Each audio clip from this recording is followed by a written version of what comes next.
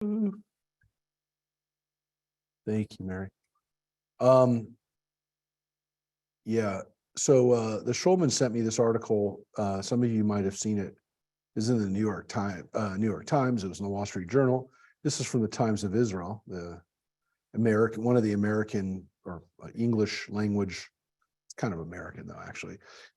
Israeli paper, the paper in Israel. It's actually funded by the 1100-year-old. So yeah, the Kales bought this Torah and they sent it to the museum in Israel. So we want to thank Harvey and Sharon for buying this $38 million. So the Codex Sassoon sold last month. It was at Sotheby's auction, actually, and the Schulmans had read about it. A lot of people probably read about this. What's interesting about it is it was owned by the Sassoon family. They actually owned it for about 100 years, but you can see it's 1,100 years old. So it's a manuscript, right? So it's not a scroll, it's a book. It's a codex, which is another fancy word for a book, but it's pages, right? And so this book is one of the oldest versions of the Hebrew Bible. So it goes back 1,100 years. It's not the oldest version of a Bible that we have, right? Because the Septuagint is about 2,000 years old, the oldest copies of the Septuagint, but the oldest copies of the Bible in Hebrew are actually about 1,100 years old. We have the Aleppo Codex and we have the Codex Sassoon, and we have another book called the Leningrad Codex. Those are the three oldest ones. And so the Aleppo Codex is in the Israel Museum. This is now also in Israel at the Anu Museum, and the Leningrad Codex is in Russia. So so this is again the Schulman sent this to me, but I don't know how many other people saw this this article about the Codex Sassoon. So it's at $38 million. The Anu Museum, which the Stolmans went to, we're going to actually go there. The Kogan group are going. We're going to that museum.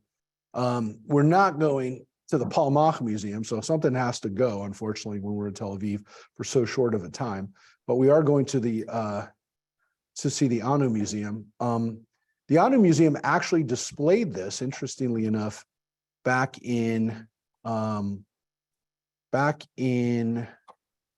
March. I think they showed it. Yeah. So they had it from March 23rd to the 29th at the Anu Museum on display, which I don't, here's when they were displaying it. And then they were saying it's about to be sold. They said it's going to be auctioned off between $30 and $50 million. And then they wound up buying it. So they ended up buying the book.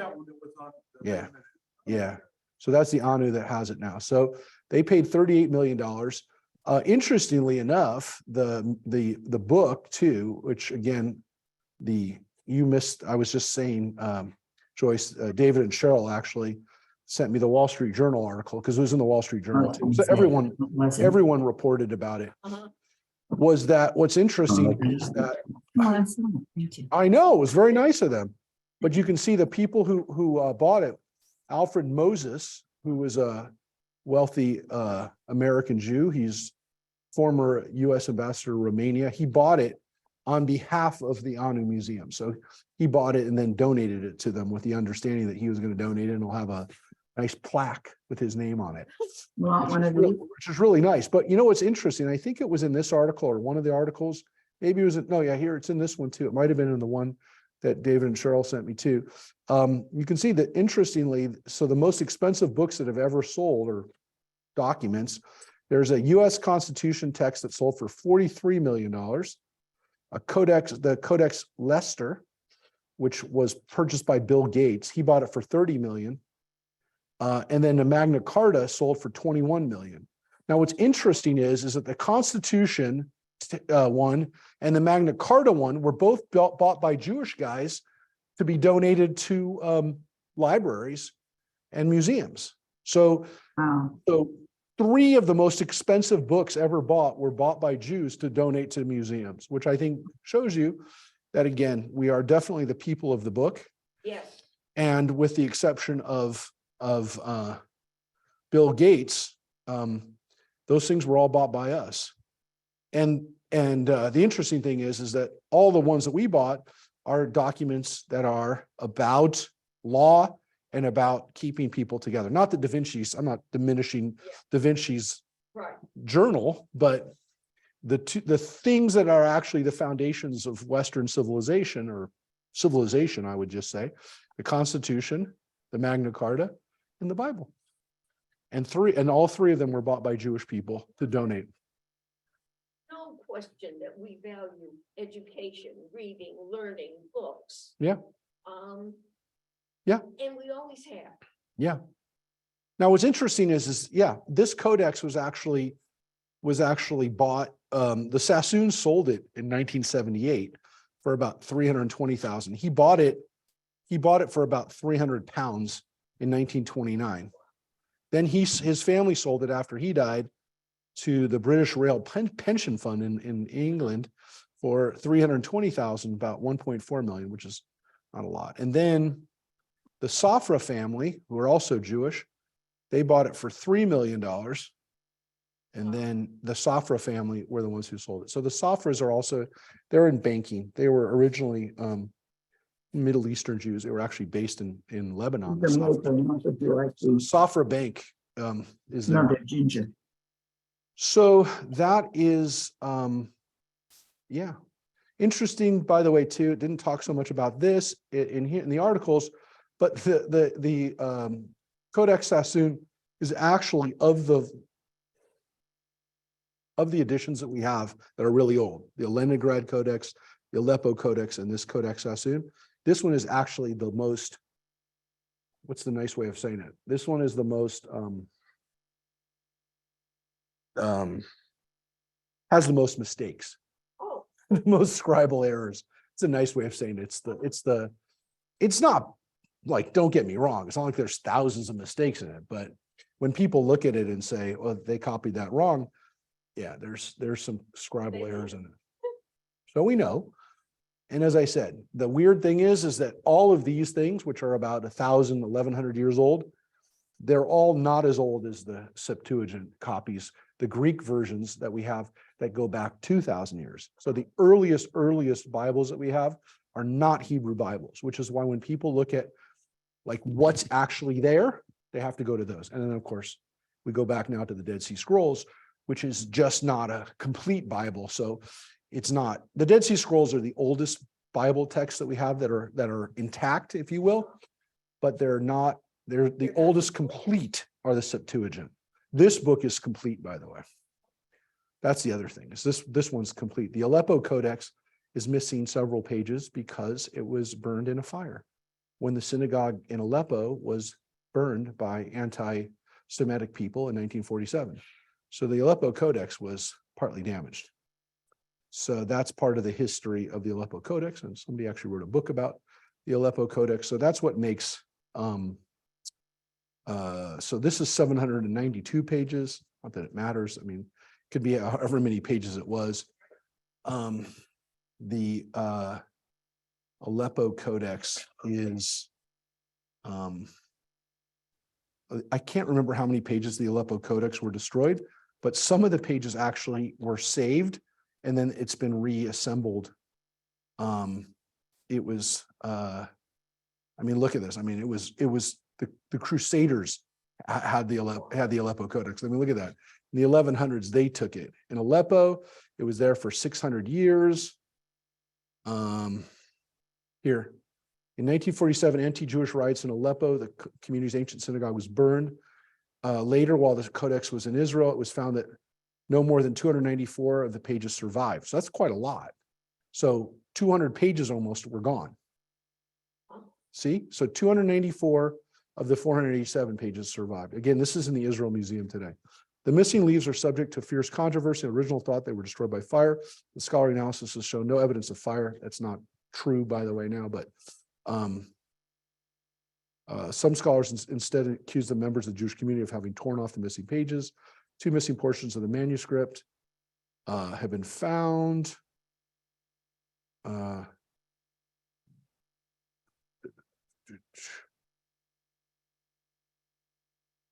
So here's what it said. I mean, The university denied him attempts to reassemble it. Anyways, there's one thing interesting here too. One of the reasons why they think some people took the pages is because they thought it had power. So there were people who even had like a page of it folded up because they thought they were going to be blessed if they had it. And they didn't sell it. I mean, it says right here, community elders have written on the top of some of the pages, not to be sold or defiled. Cursed be he who steals it. Cursed be who sells it. So, but anyways. What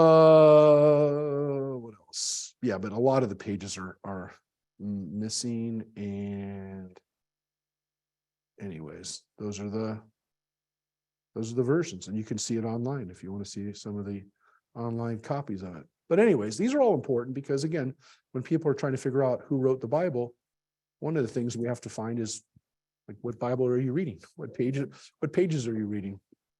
So it's called source criticism. There's two kinds of criticism that people use. It's not criticism, but criticism is what it's called, but it's really study. There's source criticism and there's textual criticism. Source criticism is trying to figure out, is the version of the Bible we're reading the same? Like, so for example, source criticism looks at the Septuagint, looks at the Dead Sea Scrolls, look at the Aleppo Codex, looks at these different, the Samaritan Bible, looks at these different versions and say, what was actually there? And then the next level is the textual criticism, where people look at the language, they look at it, that person uses those words, that person maybe wrote it at this time. And they get in arguments, the scholars who were specialists in those things. I've been in those arguments before. And the source critics say you can't argue about textual criticism unless you even know what Bible you're using. So they say, like, how can you even argue about who wrote what when you don't even know what text you're reading? And so, and the interesting thing is that at the textual level, people say, yeah, but you know what? The textual, the words that are there, we can figure out what those texts were like by the language that's there, because the language exists. The language was there, and if something's missing from it, they say we have a sense of it from the words that are there. So they'll say, well, we think something's missing. And I was just thinking about this because I was just reading Jeremiah commentary for our Tuesday morning class, and I was looking at one of the people that was one of the commentators, and he was all wrapped up into the textual criticism. But it's kind of like people say, like they'll say, like, this is what I think about when I talk about these textual versus source critics. It's almost like people saying, well, you have a puzzle, and the source critics say, well, you don't even have the same pieces of the puzzle. Your pieces don't even belong in this puzzle. And then the other people say, well, even though the pieces are there and they may not belong, we can figure out which pieces go where based on the language. And so don't worry about it.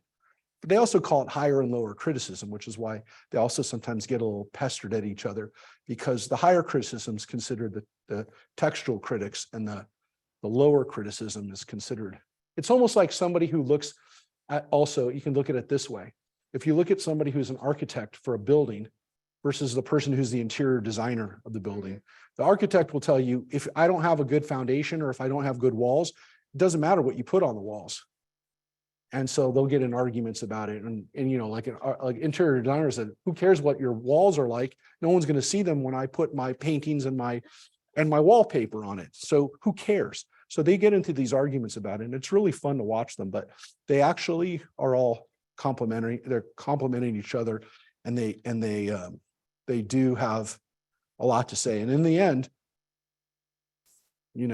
it's most of us don't really, we just read it after they've all spent a lot of time talking about it. So most of us are never going to be interested really in those discussions, which is why I didn't become a biblical professor, because I knew no one would care about these discussions.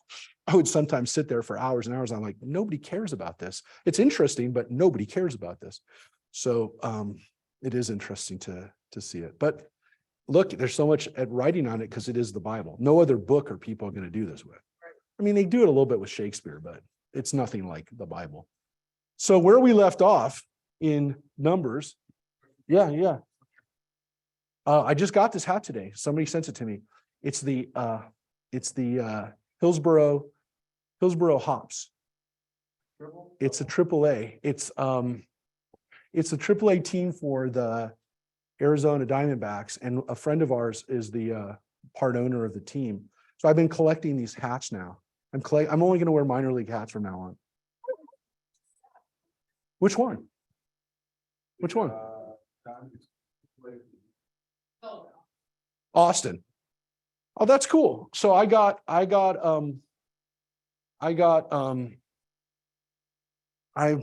bunch of hats, but the one of my favorite ones is I have the Rocket City Trash Pandas, which has got a raccoon on it, but it's the Angels farm club from Alabama, from like the Huntsville area where all the the rocket stuff goes off. So that's my thing now. I got like 7 or 8. I got the Las Vegas. That's awesome. Yeah, it's fun. It's fun to watch them. It's fun to support them. They're not babies, and they have fun logos. They have fun. They have fun. So this is the hops. It's hops. It's like for beer. I thought that was the cutest little logo. They have a beer hops as our logo. But anyways, yeah, this guy George Weiss. He happens to be a Jewish guy. Really nice guy. He's one of the part owners of the team. He's a Scott guy who lives in Scottsdale. And he sent me the hat. It was really nice of him. He was a nice guy. I wish he lived closer. So I just got it. I got it like two hours ago. So wait, there's another hat that I got that was good. I got Rachel. She liked the Portland. It's the Red Sox one. It's the C something. I can't remember. It's a cute one too. Anyways, they're fun. They're fun teams. Anyways, so we're finishing up Numbers.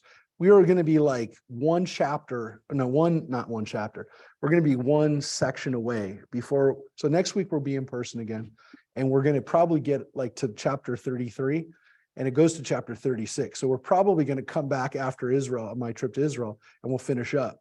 So I apologize that we're going to it's not going to quite, ain't like I didn't know, but we're going to be very close, but we'll see how much we read.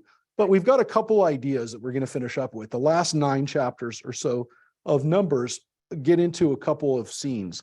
So one of the scenes is this one that's going to be set up, the daughters of Tzlov-Chad. And I think we actually read the beginning of this, but and we've read it before, but it's one of the most famous scenes in the end. And then there's also a bunch of cleaning house that happens at the end of the book of Numbers. What we just finished with last week was we went through the different tribes, and they gave us a census of the tribes, and it gave us some interesting backstory, or repeated some backstory about the Levites. So it went through the Levite families, it went through the Korach people, it went through Moses's family even, which was interesting because we don't get a lot about Moses's family. It went through Aaron's family, and then we finished up, and then it finished up with that last line, which is that everyone dies except for Caleb and Joshua. Everyone dies in the wilderness except for those 2 guys. So all the other people are going to be gone. And now, kind of building on the tribes and building on what we read last week, is we read about the daughters of Tzlov-Chad. And here's what it says. The daughters of Tzlov-Chad, of Manassite family, and it actually mentioned them before and mentioned them in passing, but here's the story. And there's actually 2 parts of the story. Son of Hefer, son of Gilad, son of Machir, son of Manasseh, son of Joseph. So it gave us his lineage. It gave Tzlov-Chad's ancestry back to Joseph through Manasseh, through his son. And the daughters' names were Machlah, Noah, Hoglah, Milcah, and Tirzah. So it gives us 5 daughters, right? It gives us their names. They stood before Moses, Eleazar, the priest, the chieftains, and the whole assembly at the entrance of the tent of meeting. And they said, Our father died in the wilderness. He was not one of the faction of Korach's faction, which banded together against Adonai, but died for his own sin, and he has left no sons. So he was not part of Korach's band, but he died, for his own sin. Now, what's interesting about that is they want to tell us that he was not part of the really, really bad group.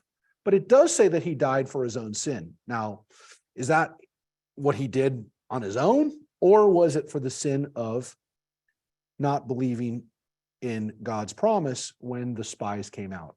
Because he was one of those people. So maybe the daughters are saying, look, he was one of that generation. That was his sin. They came out of Egypt. They didn't believe that the land was supposed to be theirs, right? And only Joshua and Caleb said so. So that's what he died of. That's the sin. Or maybe he had something else. But the bottom line is he's dead. And they say to Moses and the leaders, let not our father's name be lost to his clan just because he had no son. Give us a holding among our father's kinsmen. Moses brought the case before Adonai, their case. So their case is, we don't want our father's name to be lost. There are no sons, but don't let him die out. Moses doesn't say this here, but Moses doesn't know what to do.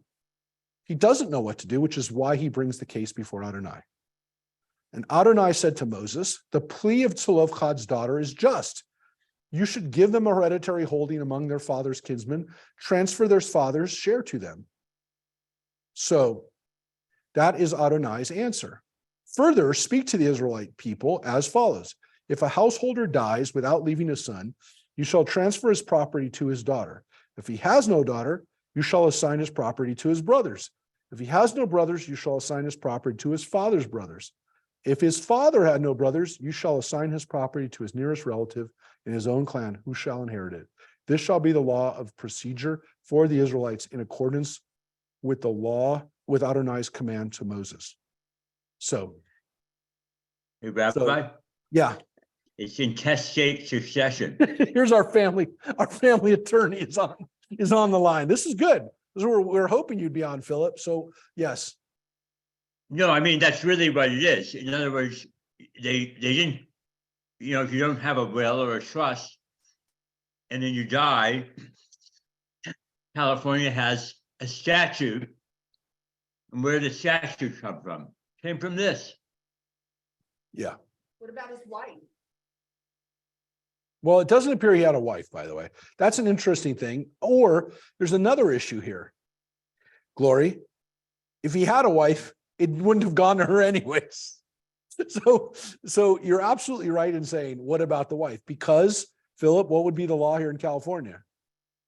In California, if you're married and your spouse dies, then you automatically, normally you would inherit everything, but there are exceptions. You can get around that. Yes, but this is a big issue because the issue in California and in other states, I'm not singling out California, and I know this happens a lot, is if someone dies intestate and they do not have, they have not designated their children to be the heirs, and their wife is not their children's mother, this does not make for a pretty picture. No, but it happens a lot.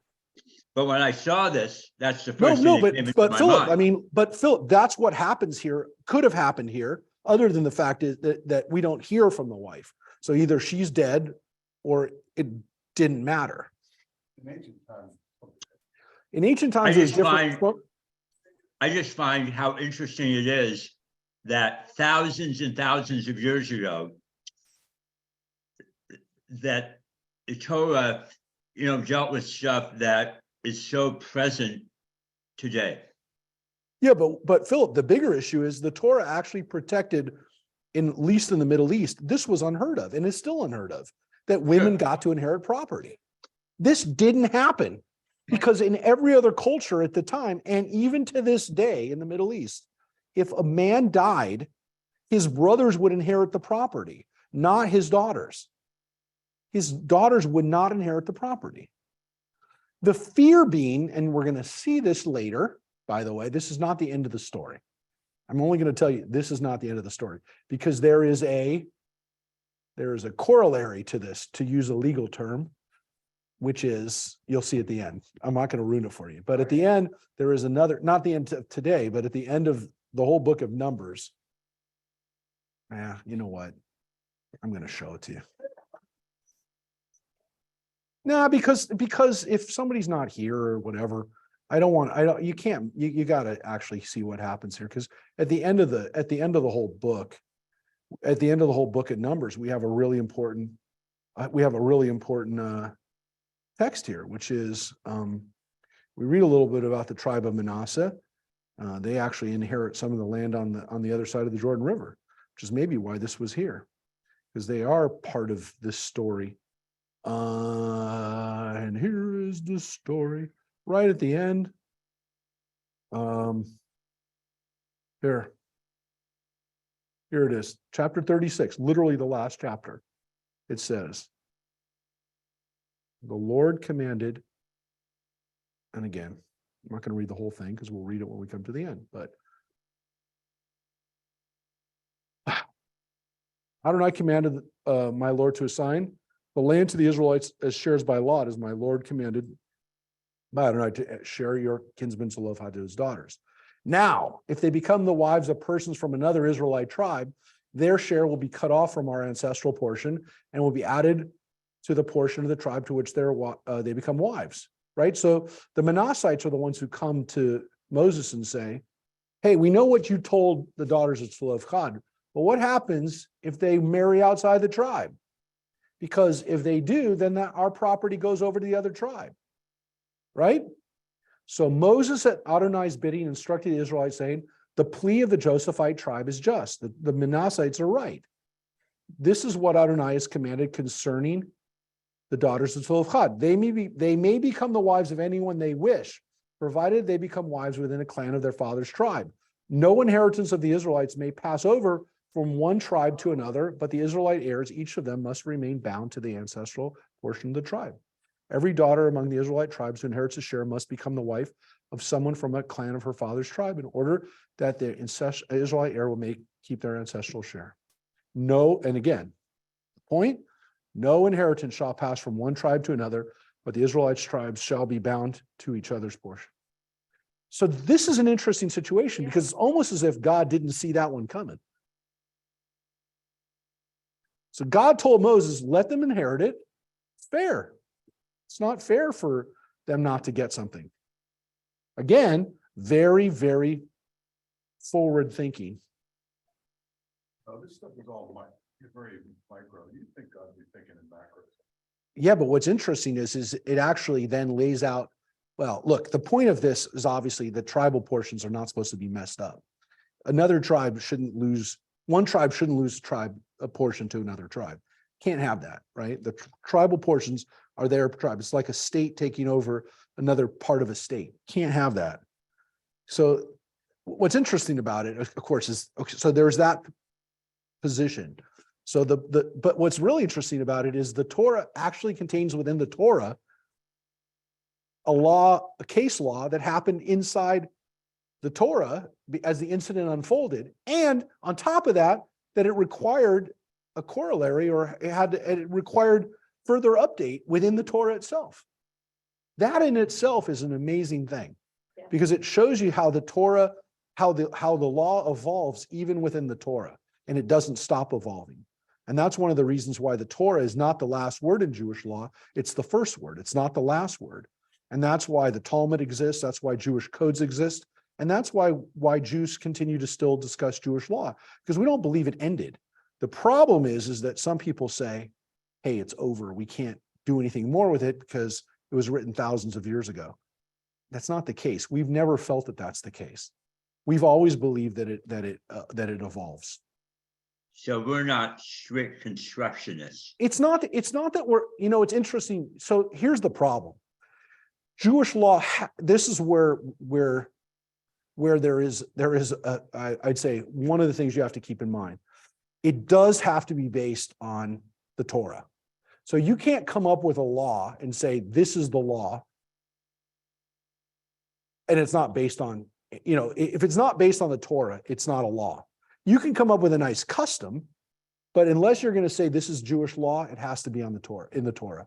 Now, that being said, we don't come up with Jewish laws that, in essence, we don't come up with a law for something like a new situation.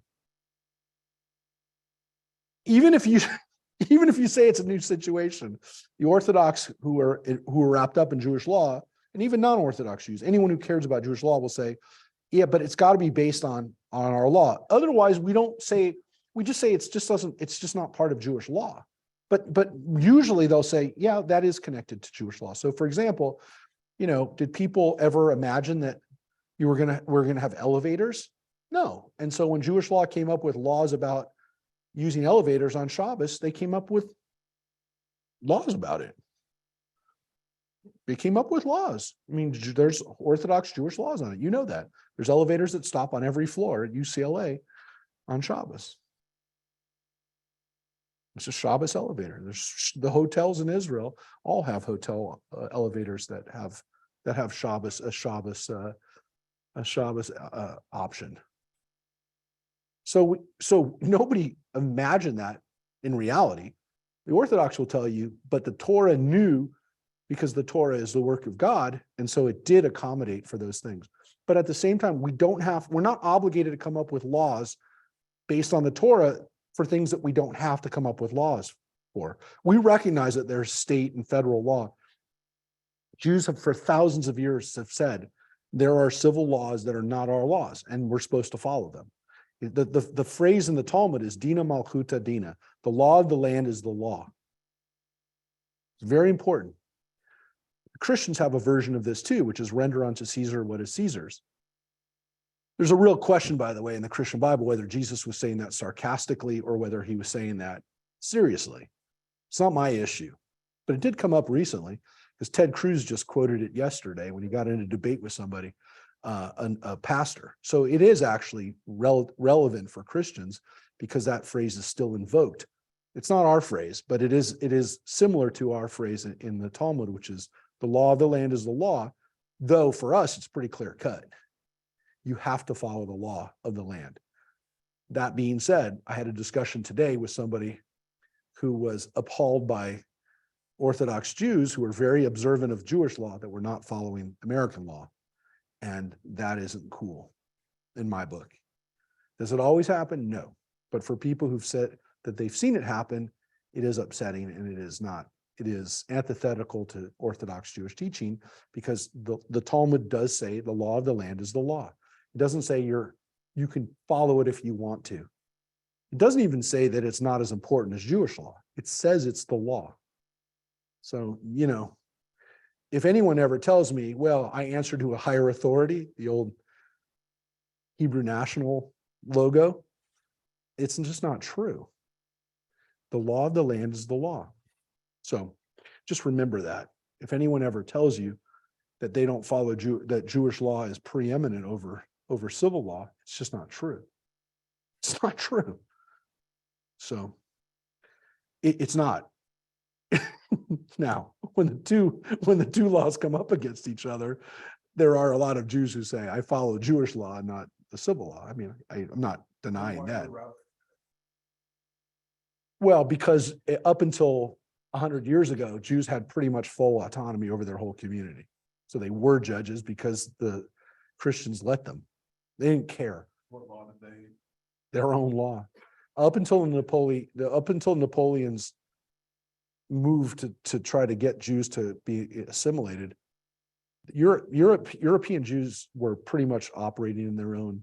They were operating on their own. They could do their own stuff. If you were a Jew who didn't want to follow Jewish law anymore, you left the community. If you were held in contempt or excommunicated by your community, you could always leave the community. You had that option, but you had to leave everything behind. There were people who did it, but generally speaking, people didn't. They followed the law of their community. We had almost full autonomy. For 1,000 years in Poland, the rabbis in Poland, Ukraine, where most of our families lived, they had full autonomy.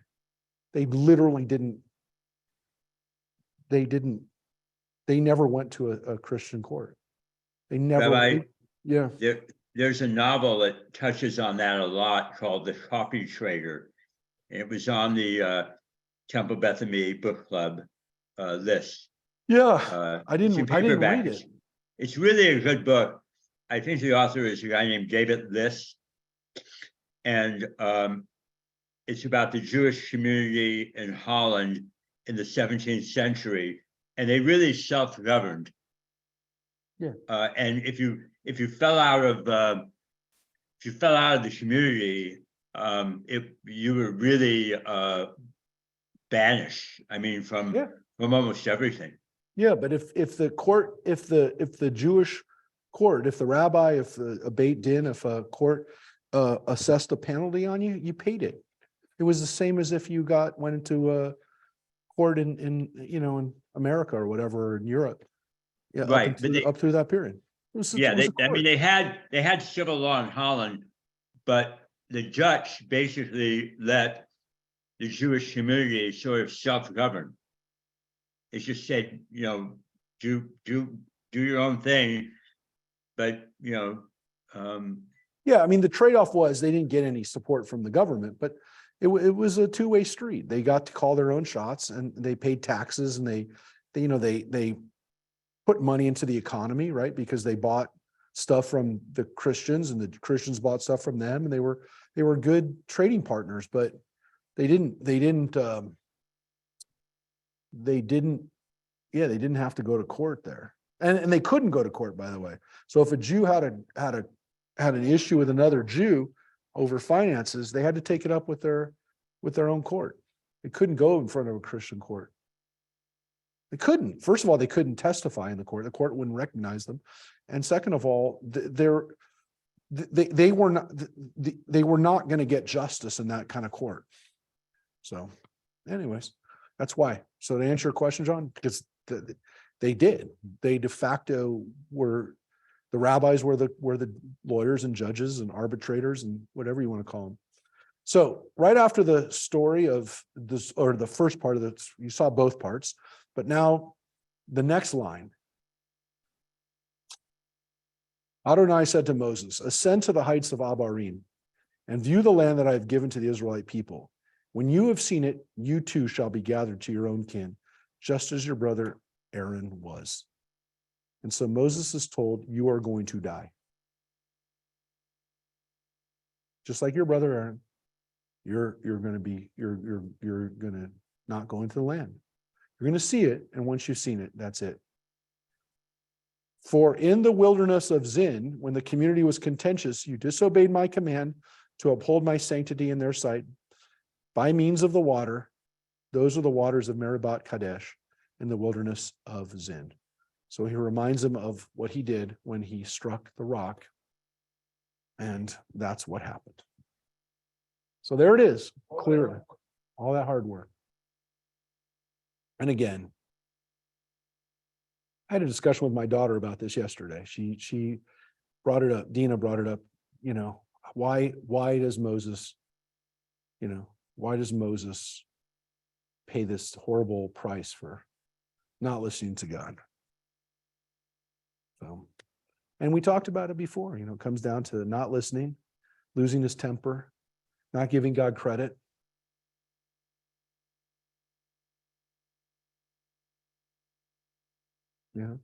Calling the people, 40 years. I know, calling the people rebels, all the things that he does in that scene. But again, I think it comes down to the bigger issue, which is that God knew that Moses could not do this. Yeah. Because if they didn't do something on their own, they would never believe that they could do anything without Moses. Right.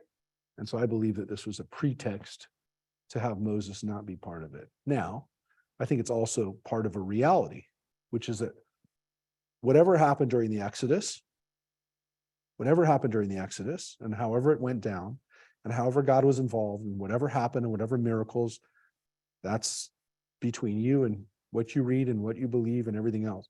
But I do believe this: there was some type of Exodus. I do believe that, which not everybody believes, by the way. But I do believe there's enough here, and there's enough here in the psychology of the mindset, the weight of this, that I think it really happened. I believe that Moses didn't come in. So whatever you want to say happened, Moses didn't come in with the people. So however that then plays out, you have to have an explanation for it. And this is the explanation for it, which is that Moses committed a sin, was not allowed to come in, and then he's told he's going to die here. Again, as I talked to Dina about it, the rabbis aren't happy with it either. They feel the weight of this too and say, this is really not fair. So they understood it too. I think it's interesting too, again, the connection that Moses has with water throughout his life. You know, was in the basket in the water. He, he actually meets Zipporah at a well. His first plague is turning the Nile into blood. He crosses with the people, the Red Sea, the Sea of Reeds, leads them across. And now he is prohibited from entering for a sin, according to this, because of the water. And that's what it says. Ba'mayim. You did this through water. Ba'mayim. And that's why it translates it as in their sight by means of the water. Yep. So Moses spoke to Adonai saying, let Adonai, source of the breath of all flesh, a beautiful phrase, Elohai haruchot lecho basar, source of the breath of all flesh, appoint someone over the community who shall go out before them and come in before them, and who shall take them out and bring them in, so that Adonai's community may not be like sheep that have no shepherd. Now, what's interesting about this is, what did God think was going to happen when Moses died? What did God think was going to happen? Now, this, by the way, could be to me, this is the tell that Moses, number one, is pushing, he's angling for Joshua. He wants his guy to be the guy. Because, at this point, it could be Eleazar, it could be Pinchas, it could be one of the Kohanim. By the way, notice that, is Moses is it open-ended so that maybe one of Moses's kids gets to do it? He doesn't say Joshua, but whatever happens. But what's interesting is what was God going to do? Was God not going to have there be a leader? So it could be that Moses doesn't think the people can go in without a leader, because he basically says, otherwise they'll be like sheep that have no shepherd. That God didn't say that, Moses said that. So that's what Moses said. So it seems that he thinks that the people need to have a leader. I don't know. Did God think they didn't have maybe God said, I'll take them across. There'll be miracles. There'll be a pillar of fire, a pillar of cloud, like I've been leading you with. Take you across. You don't need to have a person do it. I don't know. Moses is the one who says it. And so Adonai answered Moses, single out Joshua, son of Nun, an inspired man, and lay your hand upon him. Have him stand before Eleazar the priest and before the whole community, and commission him in their sight. Invest him with some of your authority, so that the whole Israelite community may obey. But he shall present himself to Eleazar the priest, who shall on his behalf seek the decision of the Urim before Adonai. By such instruction they shall go out, and by such instruction they shall come in. He and all the Israelite militia, or him and all the Israelites, it doesn't say militia, and the whole community. So Joshua's the guy.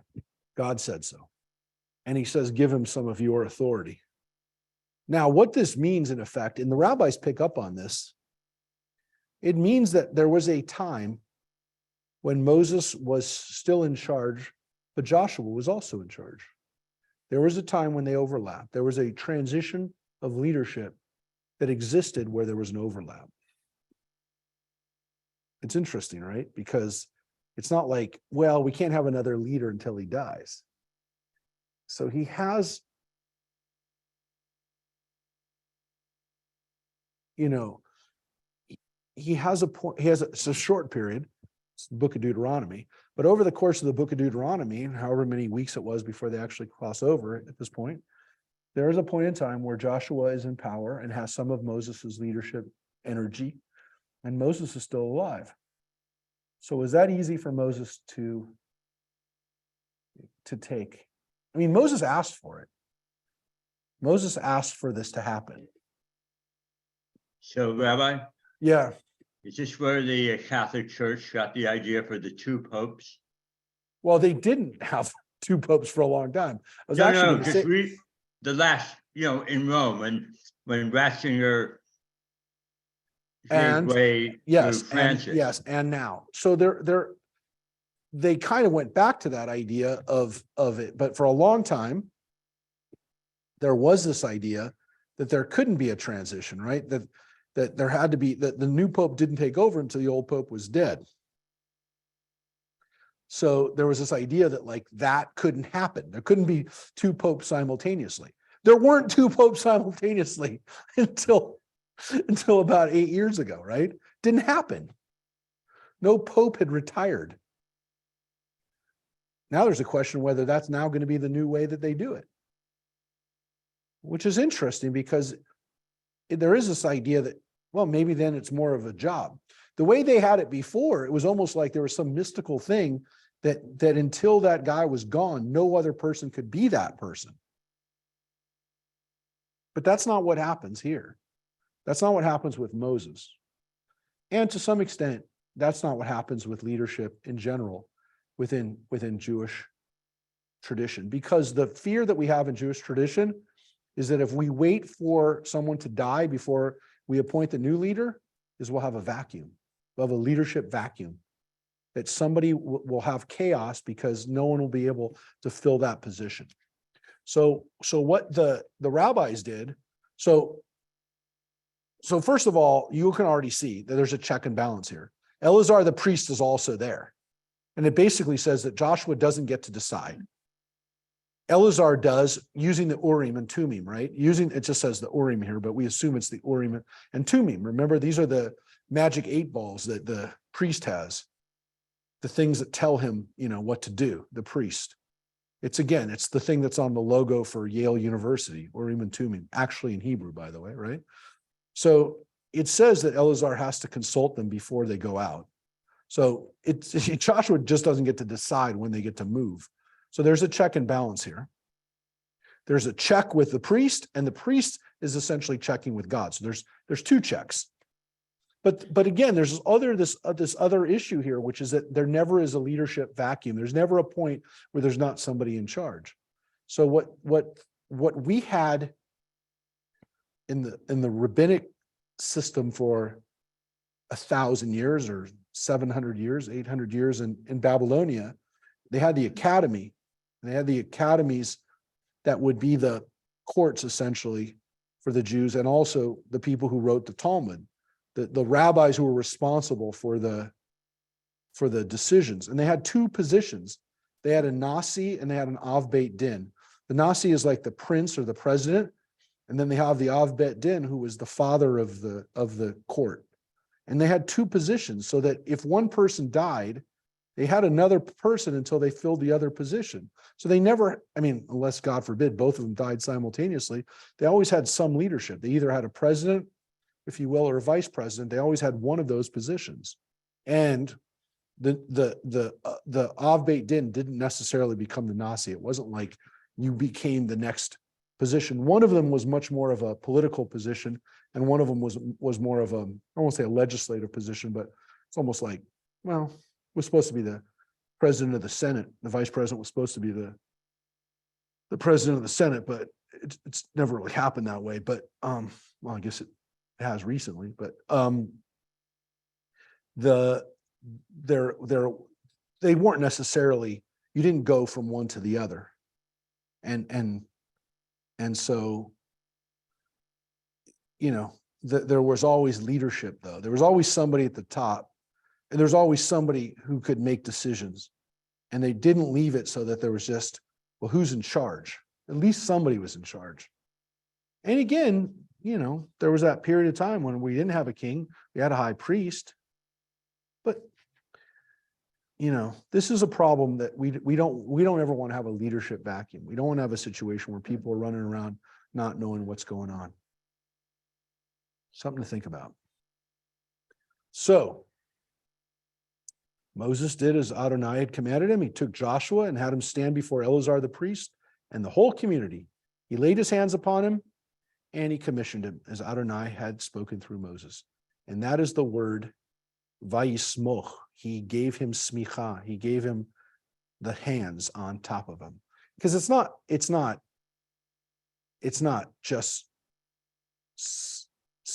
vayismoch. It's vayismoch et yadecha, et yadav. He placed his hands on him.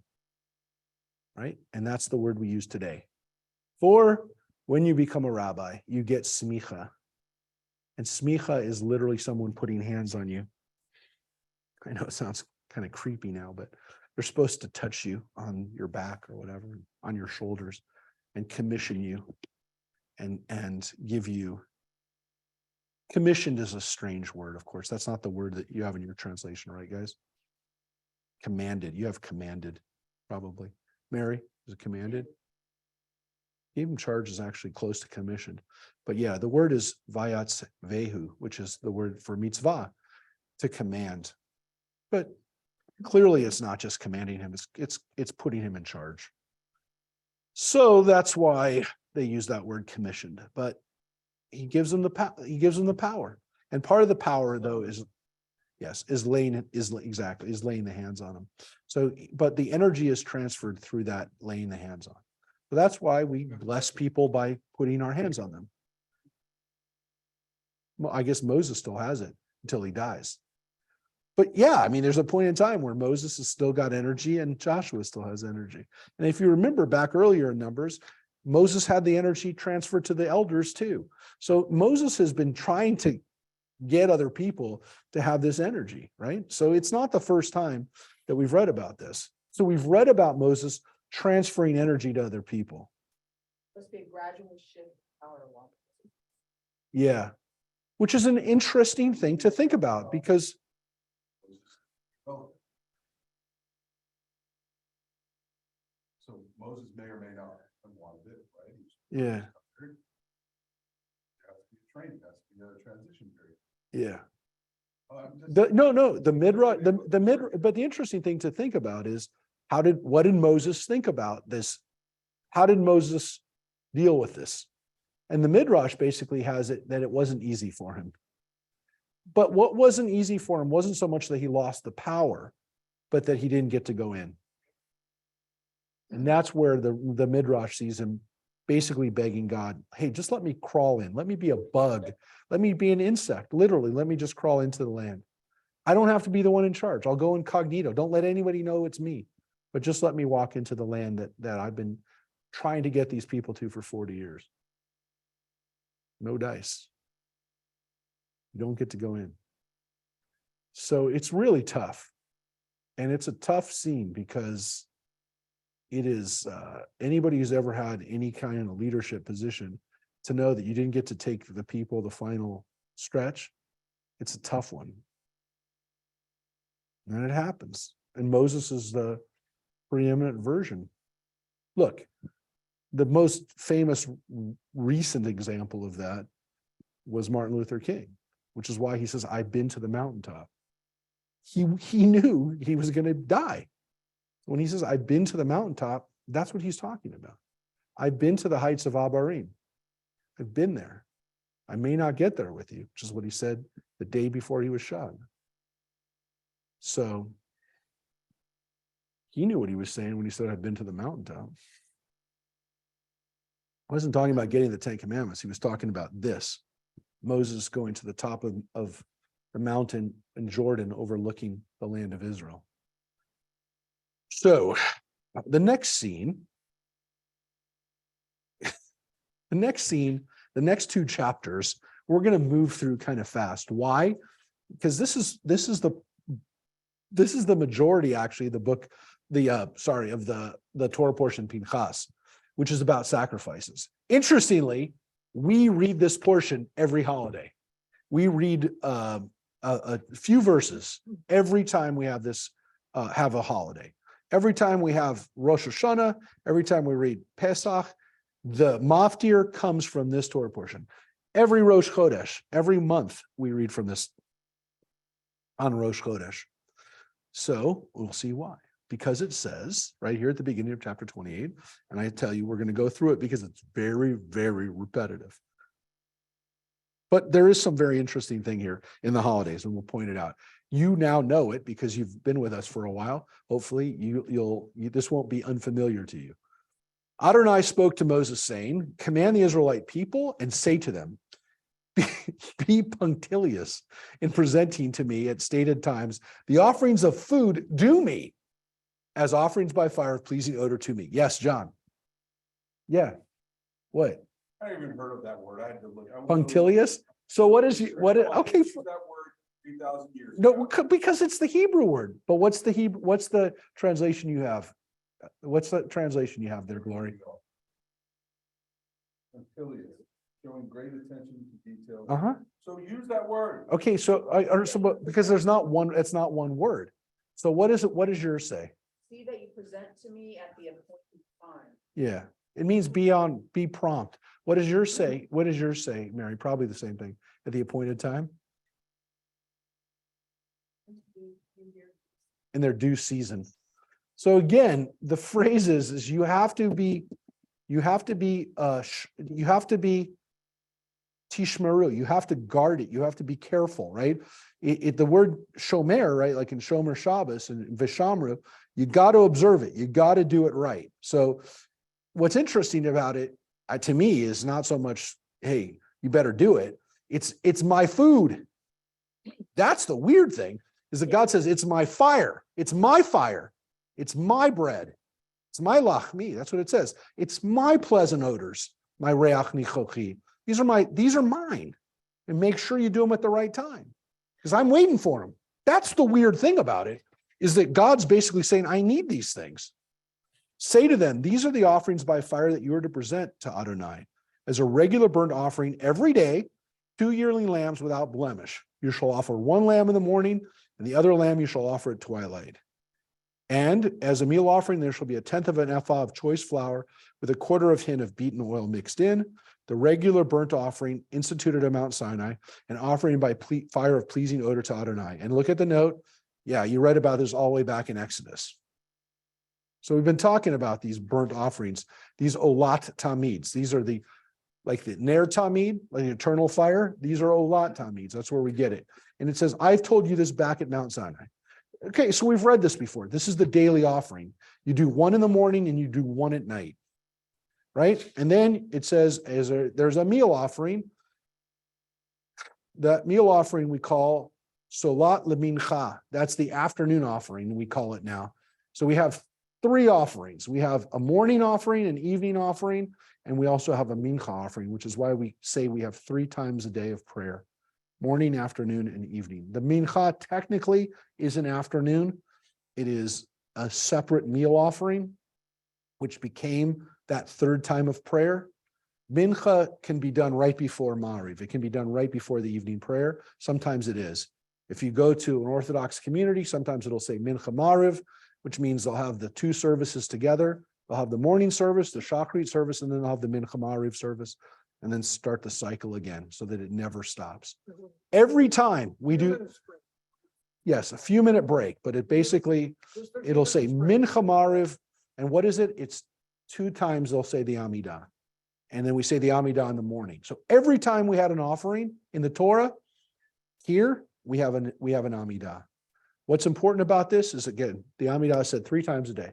The Shema, we say 2 times a day, in the morning and in the evening, or in the evening and the morning, when you lay down and when you rise up. The Amidah is said 3 times a day. It's actually said more. So the Amidah is also very long. It's a very long prayer. The Amidah took the place, the rabbis instituted at every place that there was supposed to be a sacrifice, you do an Amidah. And let's take a look at what that means. So 3 times a day, you do the Amidah. I didn't finish this. The libation with it shall be 1/4 of hin for each lamb to be poured in the sacred precinct as an offering of fermented drink to Adonai. And that's what it says, fermented drink. It doesn't say wine. It says, i.e. wine, but that's not what it says. It says fermented drink. So it could be wine, but it says shecher. shachar, which is the word we use for shikar, right? Which is a alcoholic. A shikar is someone who actually drinks too much. But here it says some type of fermented drink. And it says the other lamb you shall offer at twilight, preparing the same meal offering and libation as the morning, and offering by pleasing fire of odor to Adonai. That's every day. Every day. Yeah, John. What? Yes. Priests just wanted a cocktail with them. Okay, so you're right. But they're definitely saying that God, this is for God and God is demanding this, right? So this is a lot. We're not even done yet. So that's every day.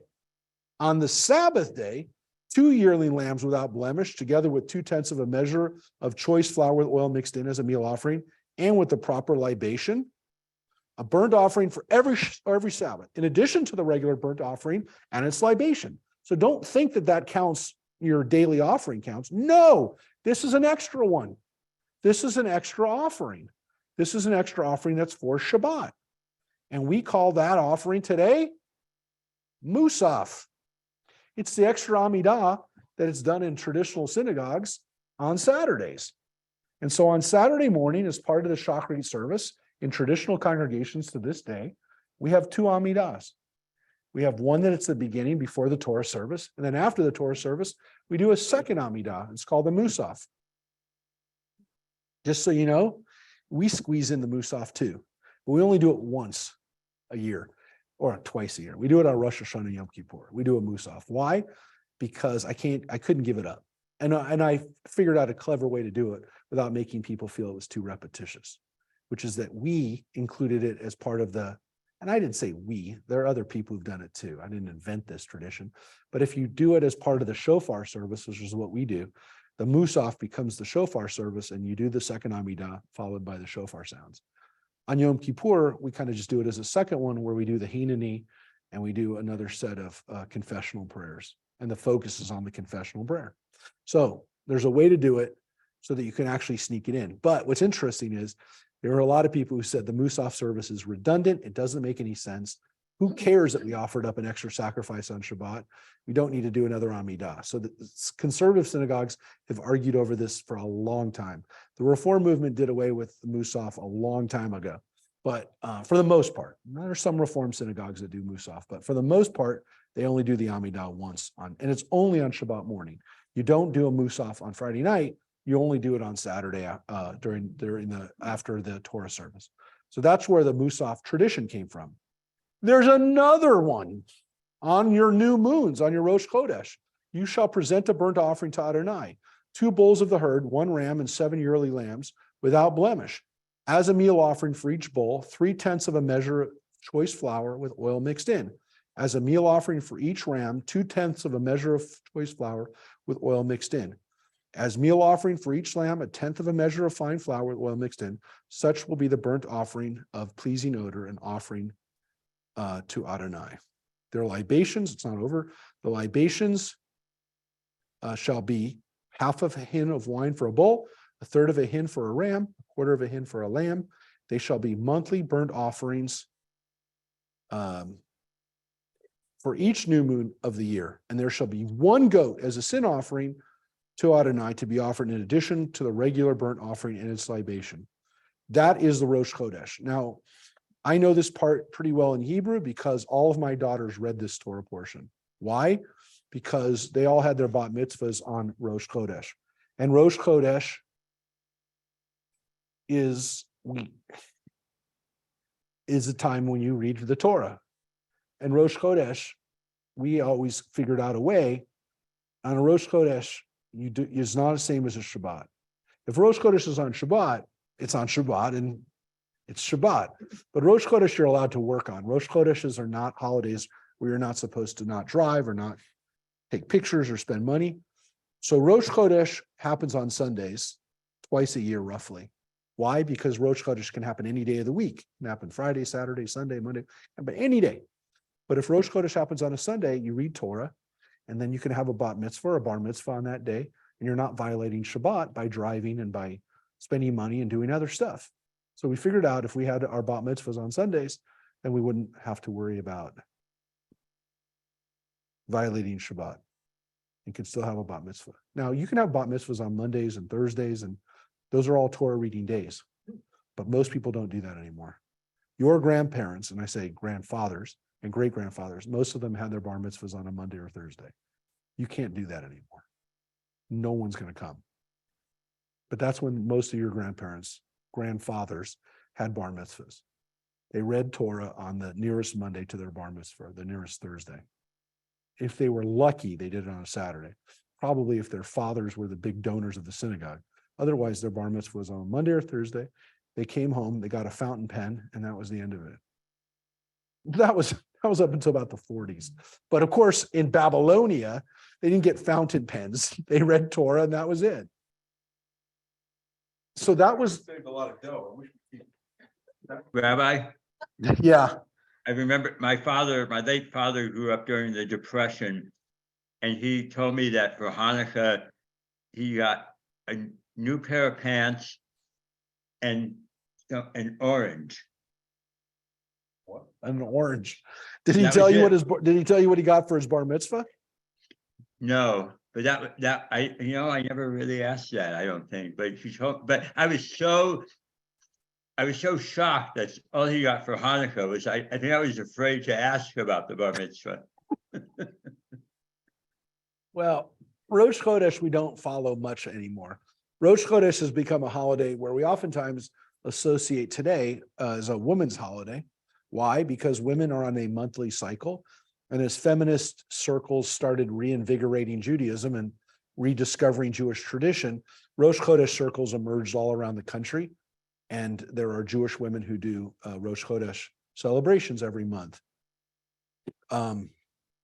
It's not something that I don't partake in it because I'm not a woman, and it's not like, I know it happens, but I've not been a part of the Rosh Chodesh traditions. And, sometimes they're modern traditions. And so people have kind of created their own rituals around it. Sometimes, people take part in doing readings and poems and things like that to renew themselves every month. I think probably if I was a woman rabbi, I probably would have done it. I'm guilty of not having any sense of this. I don't. I mean, there are very few men's groups that I've heard of that have done Rosh Chodesh. Anybody could do Rosh Chodesh, but it was a time of celebration in Judaism. It was a time of there was a holiday feeling on the Rosh Chodesh. And again, that's a new moon. That's when there's no moon in the sky. So right now we're about the 20th day of the month. In about, a little over a week, we start a new month on the Jewish calendar, which is a month of summer, the month of Tammuz. Remember, using the moon as a way of telling time is very efficient because you can actually see the cycle, the 30-day, roughly the 29-day cycle of the moon. You can see it right in front of you. Nobody really knows. I mean, unless you're really skilled, you really can't judge what time of year it is or how many days have passed based on the sun. You can't. I mean, people who are good at it know what quadrant you're in when the sun is around that time and you're in the right hemisphere, you know where it is. But if you look at the moon, you can see the moon waxing and waning, and you know how far into a month you are. So that's why we did it on the moon. It made sense. Now, that being said, daily, weekly, monthly, right? Those are the most frequent. Now we get to the holidays. Now let's take a look. I didn't finish. Sorry, I didn't finish the last part of this. As a meal offering for each lamb, a tenth of a measure of fine flour with oil mixed in. Gosh, I remember my daughters singing this part in their house, in our home, over and over again. This part, and it's tough because they're reading this, and I'm thinking to myself, this is just the craziest stuff. And I'm thinking to myself, as a meal, I'm listening to him sing it. They shall be a burnt offering of pleasant odor, an offering of fire out. I'm like, oh my goodness. Their libation shall be half a hin of wine for a bull, a third of a hin for a ram, a quarter of a hin for a lamb. That shall be the monthly burnt offering for each new moon of the year. And there shall be one goat as a sin offering to be offered in addition to the regular burnt offering and to its libation. There's the Rosh Chodesh. That's the end. So when you have a Rosh Chodesh bat mitzvah, or you're reading Torah and bat mitzvah and whatever, just reading Torah, you start right here. You start right here with, well, actually, oftentimes you start here at the beginning of chapter 1 and you read all the way to the end of chapter 15. Excuse me, verse 15, which is the end of the Shabbat, daily Shabbat, and then Rosh Chodesh. Okay, so now we get to the holidays, the things that happen once a year. In the first month, on the 14th day of the month, there shall be a Passover sacrifice to Adonai. Well, that you've heard of that. That's Passover. You've heard of that holiday, right? We have a Passover. Well, we don't do the sacrifice anymore, but we know our ancestors did. We talk about it all the time. Whew. Now read the next line. And on the 15th day of the month, a festival, unleavened bread shall be eaten for 7 days. Now, we've talked about this before, folks. This is not the first time you've heard this, and I should not be blowing anyone's mind. But here in the book of Numbers, we read about it in the book of Leviticus. I showed it to you in Parshat Amor, that there are 2 holidays. If you didn't know what we do today, and if we hadn't talked about it before, and you read this for the first time, is 2 holidays. One is on the 14th and one is on the 15th. There's no question about it. There are 2 holidays. Most Jews don't know that. Most Jews have no idea that we originally had 2 holidays. A Passover holiday and a holiday of unleavened bread. And we combined them.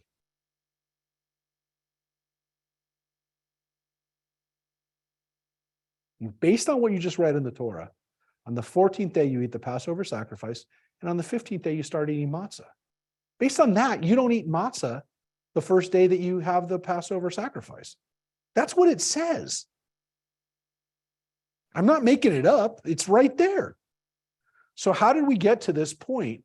Well, look, by 2,000 years ago, the holiday was completely combined.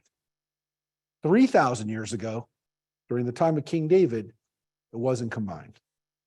It was 2 separate holidays. Most likely, the northern and southern kingdoms had different traditions of how to celebrate this time of year. They all celebrated, every Israelite celebrated it. Some celebrated it with a Passover sacrifice, and some celebrated it by eating matzah.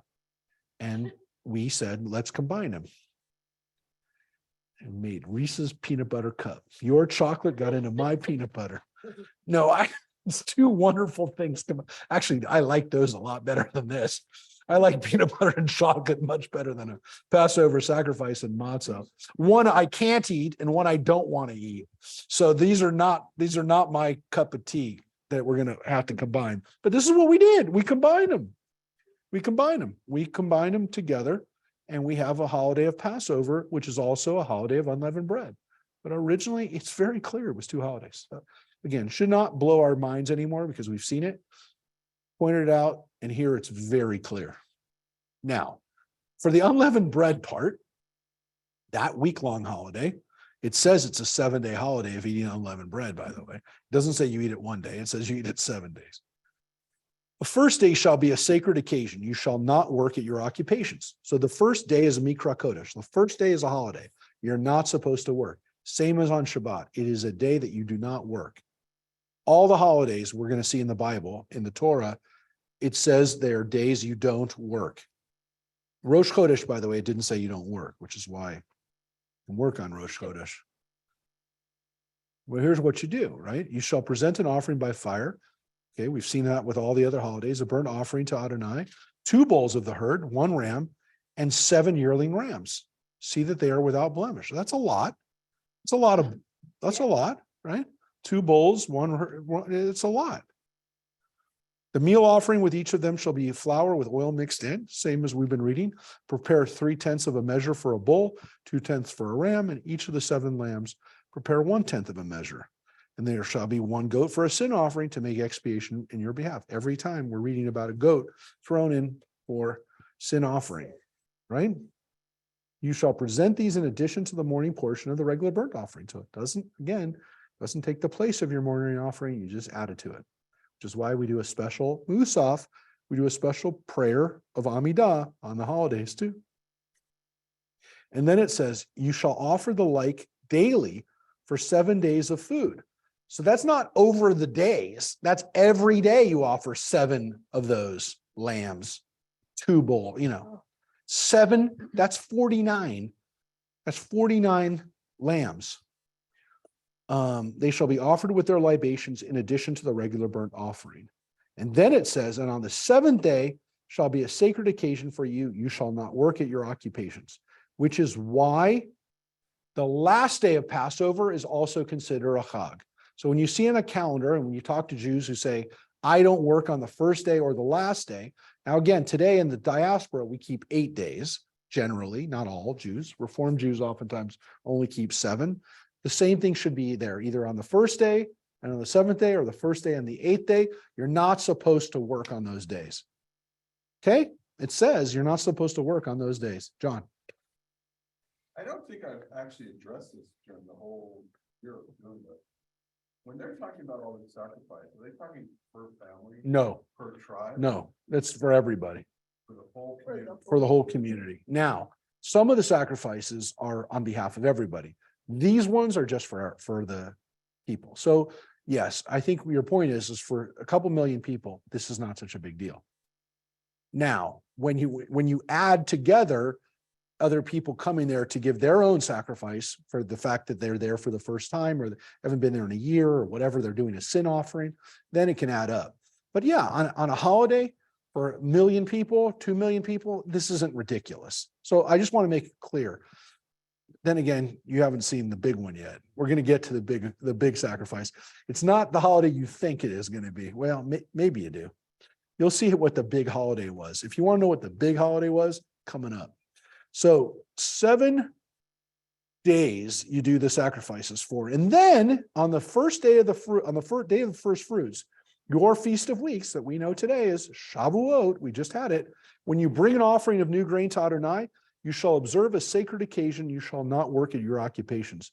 You shall present a burnt offering of pleasing odor to Adonai, 2 bulls of the herd, 1 ram, 7 yearling lambs. Just what we saw during Passover, you do it at Shavuot too. The meal offering with them shall be a choice flour with oil mixed in, 3/10 for a bull, 2/10 for a ram, 1/10 for each of the 7 lambs. Same thing we saw. And there shall be 1 goat for expiation on your behalf. All right. And you shall present them. See, they are without blemish with their libations in addition to the regular burnt offerings and its meal offering. And that is the end of Shavuot. So that doesn't really tell us, again, Shavuot is just kind of like Passover, like the days of Passover. It also is interesting that you shall not do work on Shavuot, just like Passover. It's a holiday. You're not supposed to do any work. I took the day off. People were like, what are you doing? What do you mean you're not answering the phone today? People they don't know it's Shavuot. Listen, Grove and Eden was closed that day. The cemeteries were closed that day. Jews were freaking out. I know because I happened to have been there the day before. They're freaking out because they were told you can't do a funeral today. Let me backtrack. This year, a week and a half ago, or 2 weeks ago from tomorrow, 2 weeks ago, Shavuot was a Friday. Well, there were a lot of people that wanted to have the Friday. They wanted to have a Friday service. You know why else? Bad timing. Sunday was Memorial Day weekend. They didn't want people to have to go on Memorial Day weekend to their funeral. We're like, no one's going to come. So they said, hey, can we do the funeral on Friday? They said, no, we're closed. Why? Shavuot. What's Shavuot? What's Shavuot? People are yelling at the people there. Now, guess what? None of the staff at Eden is Jewish. They don't know what Shavuot. I mean, they've learned. I mean, they need a little background in it. I mean, but they don't know. And the Jews are telling them, I don't know what holiday you're talking about. You're making something up. I know that this happens, and it happens every year. This year, it just happened to be extra nasty because of the way it was on a Friday and it went into the weekend, and it happened to be a holiday weekend. But yeah, it happens, and it could happen. It can happen where people are surprised that if it happens on a Friday or Sunday, on a day that they would really want, the cemetery is not open. So again, very traditional Jews would have taken off 2 days. And this year that overlaps into Shabbat, so it was already Shabbat. But if it's a Wednesday and Thursday are days off. So Shavuot is a day off. It is a day where you do not work from your occupations. These days add up. These days add up. And in Israel, everything's closed on Shavuot. Not a good time to go with a tour where you think, oh, it was an average May day, or sometimes Shavuot is in June. You don't want to do that because things are closed. So let's take a look now at the next holiday. The next holiday in the cycle is actually coming up, a holiday that you know of as Rosh Hashanah. But let's look at what it says for Rosh Hashanah, my friends, because this will not surprise you if you've been with us for a while and you read Leviticus with us. You wouldn't know this is Rosh Hashanah. You wouldn't know this is the one holiday that Jews, will come to synagogue on. In the seventh day, on the first day of the month, you shall observe a sacred occasion. You shall not work at your occupations. You shall observe it as a day when the horn is sounded. And again, it just says a day of festivity, but it is literally Yom Truah, a day of hearing the sound. Okay, that is definitely Rosh Hashanah. We hear the sound of the shofar, but that's all it says, right? You don't work, obviously. And it says, you shall present a burnt offering of pleasing odor to Adonai, 1 bull of the herd, 1 ram, and 7 yearling lambs without blemish. Same thing that we heard about all the other holidays. The meal offering with them, choice flour with oil mixed in, shall be 3/10 of a measure for a bull, 2/10 for a ram, 1/10 for each of the 7 lambs. And there shall be 1 goat for a sin offering to make expiation on your behalf. In addition to the burnt offering of the new moon with its meal offering, and the regular burnt offering with its meal, each with its libation as prescribed, offerings of pleasing odor to Adonai. Now, what's interesting here is that it's telling you, we know it's a Rosh Chodesh. We know it's a Rosh Chodesh, but it's also something else. And what is it? It's a half a year.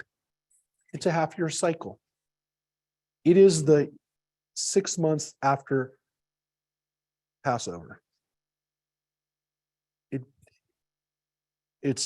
It's not really clear how this holiday became the holiday that we keep. When Jews don't keep Shavuot, why do they keep this? There's nothing in here that would indicate that this is any more important than Shavuot. On the contrary, it's almost it's given no more lines, it's given no more attention. I mean, what does it say for Shavuot? It's the day of bringing in your first fruits. When you bring your offerings, you bring your offerings. Here, it's a sound where you hear the sound of the shofar. I mean, you make the argument on Rosh Hashanah, all you hear is a shofar. On the other one, you actually had to bring in, you were doing your crop stuff. It was pretty important, especially if you were a farmer. So that's it. That's all it says. And then, interestingly enough, the next line says, on the 10th day of the same 7th month, you shall observe a sacred occasion when you practice self-denial. You shall do no work. So this is Yom Kippur, 10 days later. All it says is you do not do any work. It is a day of self-denial. Now we understand it to be no food. John. Well, I need to know, but all the barbecue going on. Oh, Yeah. how did they come up with something else? Correct. It does not say not to eat. So the rabbis, by the time of the Talmud, the tractate on Rosh Hashanah and Yom Kippur, those tractates are pretty long, and they deal with, by that time, 2,000 years ago, what we had accrued. We don't know when exactly fasting was what self-denial was, but it does say in the book of Isaiah, and we did read it even in Jeremiah, that people were fasting, because we read in Isaiah, it says, this is the fast I desire on my holidays, when you're fasting. So it definitely seems by Isaiah's time which was 600 years, maybe after this, or 500 years after this, that people are definitely fasting. Is it Yom Kippur? It doesn't say it was Yom Kippur, but they were definitely fasting. The rabbi said there's 5 things you don't do on Yom Kippur that are all considered necessary for self-denial: food, water, bathing,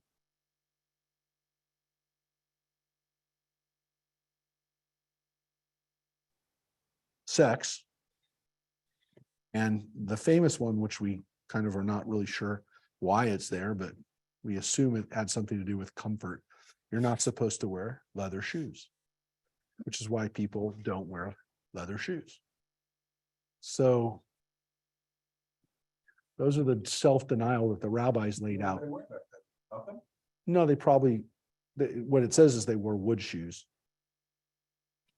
So everybody comes to see, they don't Well, bathe. Yeah, Before air conditioning, it was pretty smelly. Mhm. you know, it was Yeah. hot, it was fire. yeah, We didn't it was bathe. pretty rough. And I remember when I was a kid, It's pretty rough, I always, it's always hot. pretty rough. It's pretty rough. Yeah, it's a little hot. It can get hot here too, yeah. So this is what you did, right? And sure enough, again, present the offering, and as John points out, it's pretty weird to do an offering on an empty stomach, but it's supposed to practice self-denial. One bull of the herd, 1 ram, 7 yearly lambs, see there without blemish. The meal offering with them of choice flour with oil mixed in shall be 3/10 of a measure for a bull, 2/10 for a ram, 1/10 for the 7 lambs, each of the 7 lambs, and there shall be 1 goat for sin offering. Okay, well, wait a second. Aren't there other sin offerings?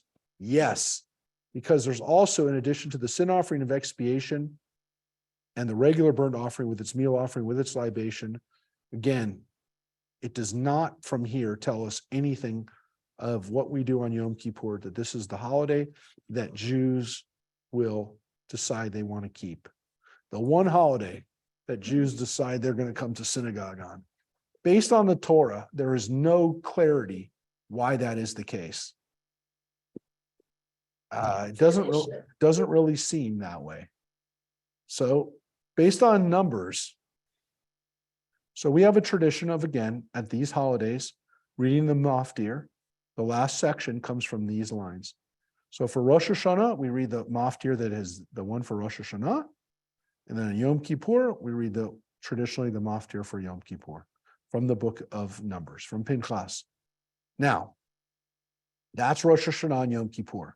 So if I looked at Rosh Hashanah and Yom Kippur together, Rosh Hashanah starts here in verse 1. Yom Kippur, by the time we read basically 6 verses, 5 verses for one, 6 for the other, we have 11 verses for Rosh Hashanah and Yom Kippur combined. Well, you can guess after that buildup, I'm going to show you something that you should see. The next holiday, on the 15th day of the 7th month, you shall observe a sacred occasion. You shall not work at your occupations. 7 days you shall observe a festival of Adonai. This is Sukkot. So Sukkot begins in verse 12. Pay attention to why I say that. 7 days. The other holidays are only 1. So just by virtue of how long you celebrate it, the only 2 holidays that were 7 days were Passover and Sukkot. Right? This is a number 1 indicator that something big is going on. But wait, there's more. Because you saw what we did in the sacrifice. You know them by heart now. 1 bull, 2 rams, 7 yearling rams. You know what the holiday offering is. Watch this. This is Sukkot. You shall present a burnt offering, an offering by fire of pleasing odor to Adonai, 13 bulls of the herd, 2 rams, 14 yearling rams, they shall be without blemish. Well, I mean, that's huge. That's 13 instead of 1. 2 were the same, 2 rams, and 14 yearling lambs is twice as many for Sukkot, for the first, and this is the first day. This is the first day. The meal offerings with them of choice flour with oil mixed in. shall be, again, 3/10 of a measure for each of the 13 bulls, 2/10 of a measure, 2/10 for each of the 2 rams, and 1/10 for each of the 14 lambs. And there shall be 1 goat of sin offering in addition to the regular burnt offering, its meal offering and libation. That's the first day. That's 1 day. Second day, 12 bulls of the herd, 2 rams, 14 yearling lambs without blemish, the meal offerings and libations for the bulls and rams and lambs in the quantities prescribed. So ditto, they're saying. We're not going to give it to you again, but it's ditto. 1 goat for a sin offering in addition to the regular burnt offerings, its meal offerings and libations. Now, the second day, you notice the change, right? What? 12 instead of 13. Yeah, so we came down off of 1 bull. We started at 13 bulls. We went down to 12 bulls. Same amount of rams, same amount of lambs. So you can guess we're at the third day. What do you think it's going to be? Yep, the third day, 11 bulls, 2 rams, 14 yearling lambs without blemish, the meal offerings and libations for the bulls, rams, and lambs in the quantities prescribed, and 1 goat for a sin offering in addition to the regular burnt offering, its meal offering and libation. So you can see what's happening in the pattern, right? So you can guess what we'll have for day 4, right? So some of you are already good at doing, at the math thing, you can figure out what it's going to be. If it starts at, right? If it starts at 13, 12, 11, 10, 9, 8, 7. So by the time we get to the 7th day, then we're at 7. You can see what the pattern is. You can also probably now add it up. If you're really good at math, there's some sigma. If you're good at statistics, you can put up what the, what is it? What is that? The total. The math. Yeah. The math total for how many days for over, working from starting at 13 and taking it down 1 each time. There's some math formula for that. Anyways, it's not very hard. I mean, you can add it up too. 13, 12, 11 plus, 13 plus 11 plus comes out to 70, just so you know. It's not hard, but it's not a complicated math equation. Yes, it's a symbolic number, right? But so again, But do less people come to the temple every day, is it going down? I don't know. Less food. I don't know, but it's less food for God. 4th day, 10 bulls, 2 rams, 14 yearling lambs without blemish, the meal offerings of libations of bulls, rams, and lambs in the quantities prescribed, and 1 goat for a sin offering, in addition to the regular burnt offering as libation. The 5th day, 9 bulls, 2 rams, 14 lambs without blemish. And you can believe, again, every day of Sukkot, we read this. And the meal offerings and libations for the bulls, the rams, and the lambs in the quantities prescribed, and 1 goat for a sin offering, in addition to the regular burnt offerings, its meals and libations. The 6th day, 8 bulls, 2 rams, 14 yearling lambs without blemish, the meal offerings and libations for the bulls, rams, and lambs in the quantities prescribed, and 1 goat for the sin offering, in addition to the regular burnt offering, its meal offerings and libations. The 7th day, 7 bulls, 2 rams, 14 yearling lambs without blemish, the meal offerings and libations for the bulls, rams, and lambs in the quantities prescribed, and 1 goat for a sin offering, in addition to the regular burnt offerings, its meal and libation. So there you have the total, starting from 13, 12, 11. So we went down. And the 7th day, on the 7th day, we wind up with 7 bulls. Okay, so that's interesting. It also comes up to 70, which is a mystical number. It's representing maybe the 70 nations of the world, 70 languages, maybe a bull for each one of the nations. Different midrashim about why 70, 7 times 10, but it's considered to be a symbolic number. So that's a lot. The point is that it's a lot. And look what verse we're on right now, 34. So we started on verse 12. We started on verse 12 for Sukkot, Yeah, which means we've read 23 verses. it's important for parents. Yeah, really important. Because I showed you Rosh Hashanah and Yom Kippur were 11 verses. Just twice as many verses about Sukkot. I don't know. I will tell you that part of it was because we're not farmers anymore. And we're not offering up sacrifices anymore. And we're not thinking about our harvest. But And the we Yom don't look at just Kippur, one temple, we're where everything happened. Correct. But Yom Kippur, interestingly, became a holiday where we think about our sins and our things we Yeah. messed up. And we feed a cycle of guilt where we're guilty for not coming to temple every other day. So then it feeds the cycle, right? It becomes a self-fulfilling holiday, which is weird. But what's interesting about it is that that's not what Judaism is about. Yes, Most no. of the holidays stuff we just read about was offering up offerings of thanks, offering of gratitude, offerings of expiation to help us clear ourselves. But it's not about practicing self-denial. The irony is that of all those 34 verses that we just went through, the only thing that's kind of come through to us is Yom Kippur. It's so weird. So And it's weird. decided who shall live and who shall die. Yeah, but all of that is based on the fact that as Judaism developed, that's what we've been left with. Very strange. To me, it's a problem. Something we're fighting against to some extent, this culture of Yom Kippur. Now, the good thing is that Passover is still a very celebrated holiday. Yes. Now, here's the weird thing. Sukkot isn't even over yet. Because on the 8th day, you shall hold a solemn gathering, which we called Bayom Hashmini Atzeret. And this is where we get Shmini Atzeret from, the 8th day. So it doesn't say initially that it's part of the holiday, but here it says on the 8th day, right? It's a separate holiday. And it's also a holiday where you do not work on your occupations. This became the origin of the Shmini Atzeret holiday that we have today, which is another one of those holidays people go, what is Shmini Atzeret? Even if they know what Sukkot is, they don't understand that the 8th day of Sukkot is actually a separate holiday. Well, we also developed another tradition around that, which is to keep Simchat Torah, the day that we start the new cycle of the Torah. And the reason that we added that is it's essentially the 9th day of the holiday. Because here's the problem. The Torah here specifically says it's the 8th day of the holiday. Okay? It's not like you start it and then you end it. And then, oh, well, there's an 8th day, and let's celebrate that for 2 days because it says the 8th day. Well, in the diaspora, we celebrate all the Hagim for an extra day, right? So that we celebrate it the way our ancestors celebrated in Israel. So Rosh Hashanah, Yom Kippur, all the holidays, except for, well, we don't fast over Yom Kippur for 2 days, right? But when you go through all of our holidays, we add an extra day. But for Shmini Atzeret, we really couldn't, because how can you add an 8th day that's now a 9th day?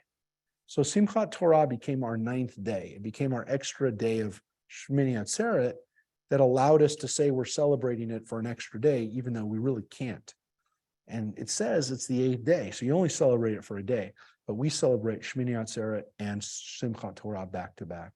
In Reform congregations, because they didn't believe in having an extra day on the Chag, Simchat Torah and Shmini Atzeret are celebrated on the same day. So Reform synagogues will actually have Shmini Atzeret and Simchat Torah on the same day. So they'll actually have it a day earlier, usually.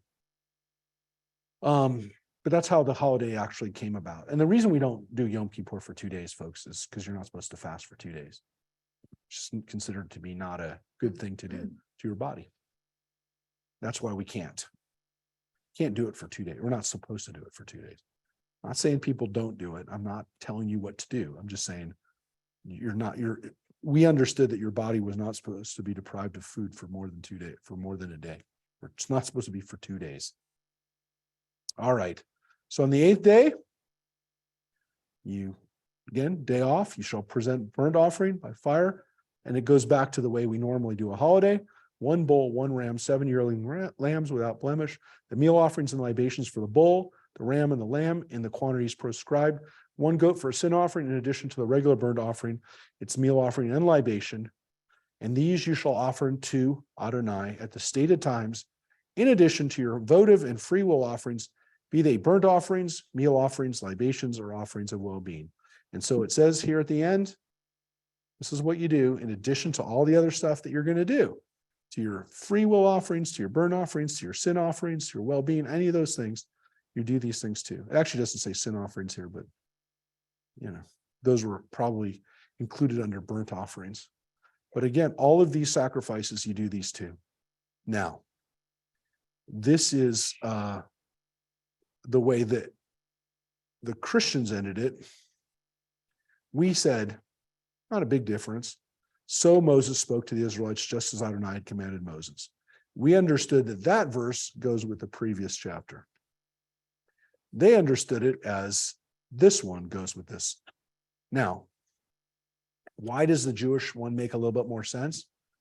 Because otherwise, these two lines sound really repetitive.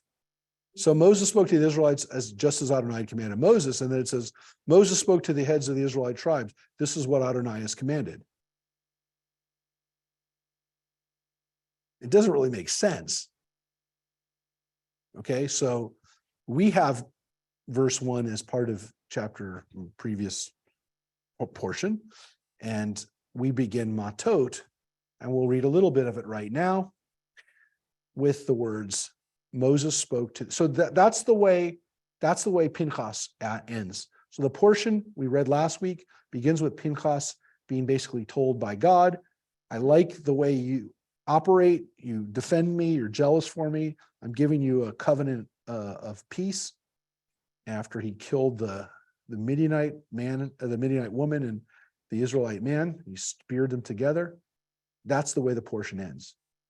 And the next portion, matot, which is oftentimes read with the next portion too, maseh, these are the last two portions in the book of Numbers, the last 6 chapters or so. Well, actually, again, starting from verse 2, we'll read a little bit of it.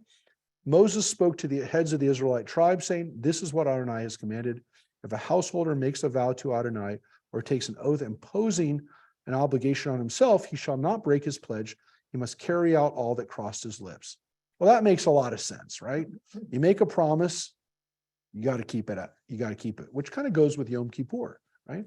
You make a vow, and that's actually the word, neder, like kol nidre. You make a vow, you got to keep it. Now, here's where it gets a little weird. If a woman makes a vow to Adonai or assumes an obligation while still in her father's household by reason of her youth, and her father learns of her vow or her self-imposed obligation and offers no objection, all her vows shall stand and every self-imposed obligation shall stand.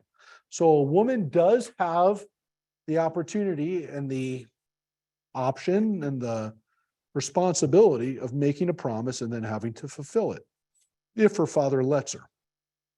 You can guess the next line says, but if her father restrains her on the day he finds out, none of her vows or self-imposed obligations shall stand, and Adonai will forgive her since her father restrained her. So that at least is when a girl is living in her father's house, when she is young enough or too young to be responsible for her own decisions, which seems to assume that she is not of marriageable age yet. So what does that mean? It means that my daughters, no, it means that I was obligated for my daughter's vows. Now, by the way, just so you know, we understood this to be the case for boys too. Honestly, Was just so to you know. prevent, What? was this prevent young girls from agreeing to marry, boys without dad's approval? Possibly, more likely the exact opposite. A woman saying, I don't want to marry the guy that my dad wants me to marry. As a matter of fact, I don't know that I want to marry anybody. If her dad says nothing when she says that, he can't do anything about it. If he says she's too young to make that decision. Were the marriages arranged Yes. marriages back then? Yeah. Okay. Yeah. Now we assume that the woman did have some say over it, but we don't know that. It doesn't say that she does, and it doesn't say that like you're supposed to do this without her consent.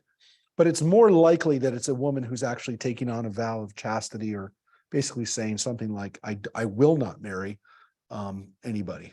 I don't want to marry anybody. Let's just say she said, I don't want to marry anybody until I'm 20, or I don't want to marry anyone until I'm 30. Whatever she said, the father can't stop her if he knows that she did it and hears it and and lets it happen. Now, he doesn't have a very wide opportunity, by the way, to do it, because if he restrains her when he finds out, that's one thing. But if he hears it, knows about it, and doesn't do anything about it, the next day it's done.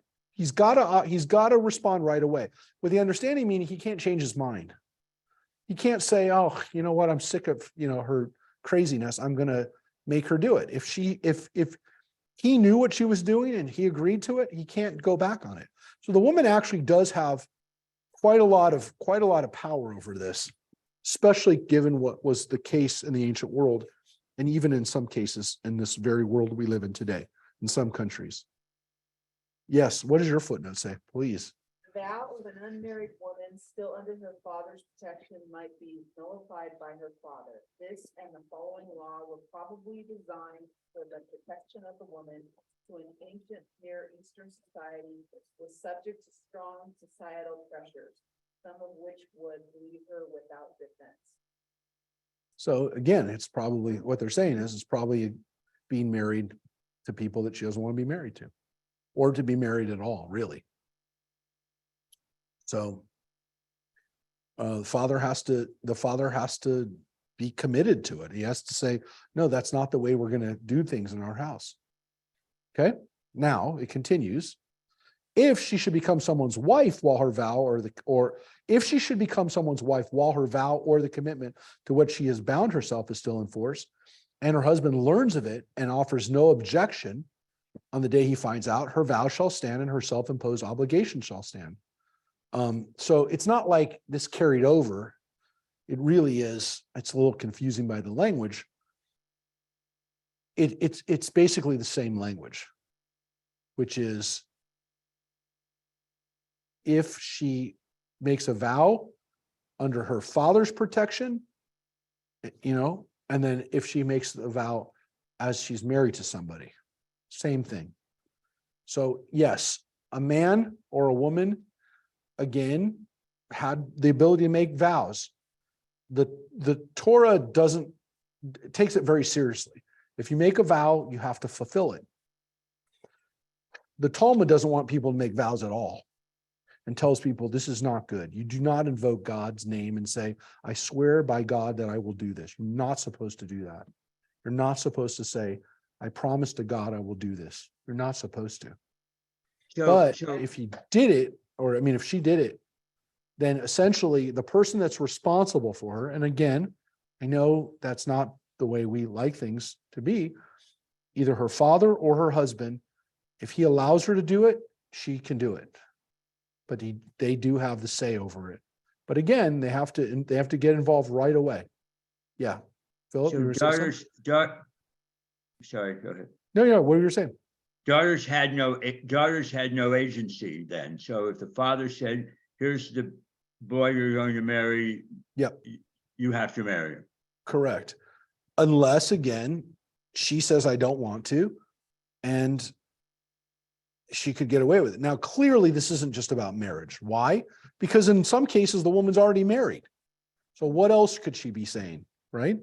Well, I guess, quite frankly, she could say, I don't want to sleep with my husband.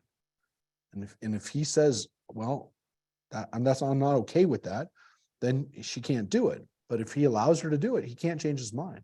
But what vows are people making to God? I mean, I understand the whole marriage thing. I used one example of it, which is the one that they use too in Glory's commentary, where they're basically saying,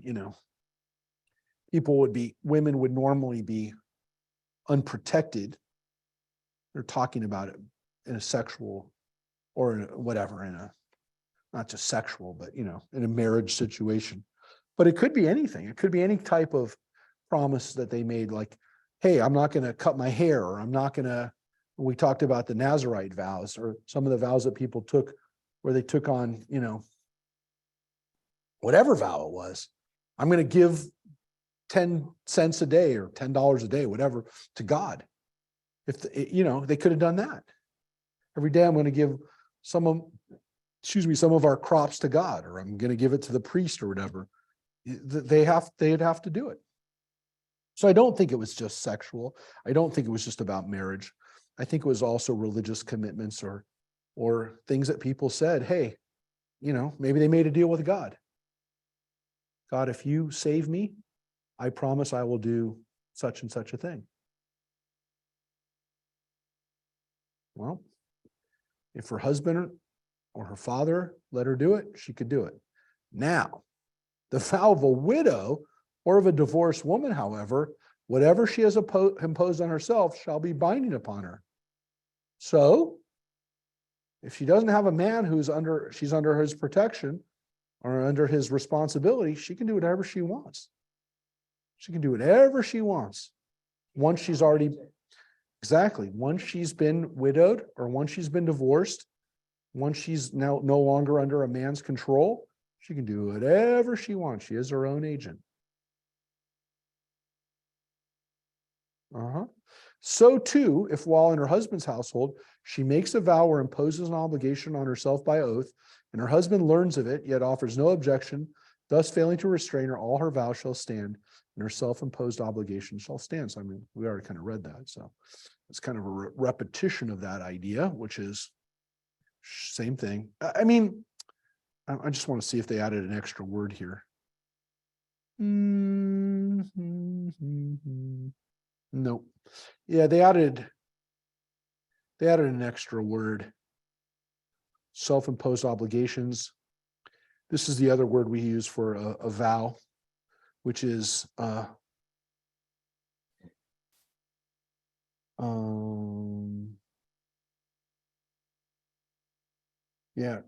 neder v'kol shavuot. Sounds like the word for week, but shavuot is also a vow. Here it's an obligation. Here they translate it as a sworn obligation as opposed to a vow. Here they just use the word neder, which is a vow.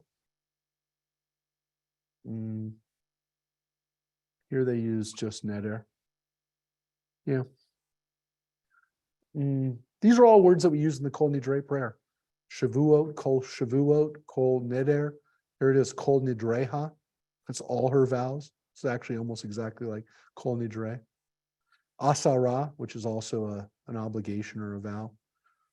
So all of this basically, again, tells us that women have a lot of protection if that happens, right? So that's pretty good to know. So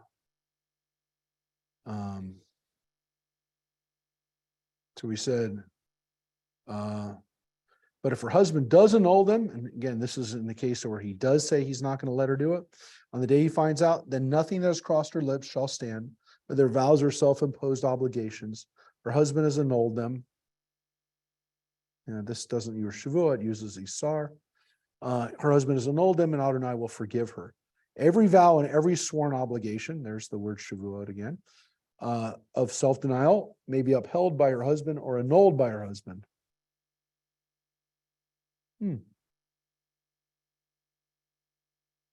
If her husband offers no objection from the day to the next, he has upheld all the vows or obligations she has assumed.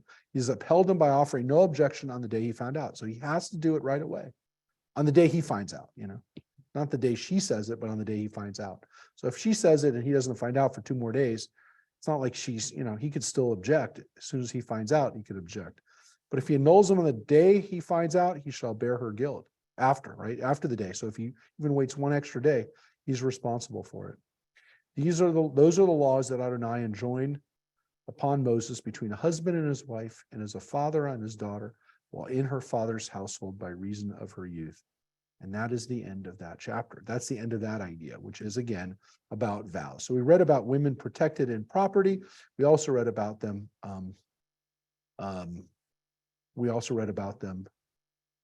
With regards to vows. And then, of course, we read about the holidays today. That's what we read about today. Next week, we're going to finish up now, but next week we're going to be reading about the Moses going to war against the Midianites. Moses leading the people in battle against the Midianites. And then we're going to be reading about this interesting situation where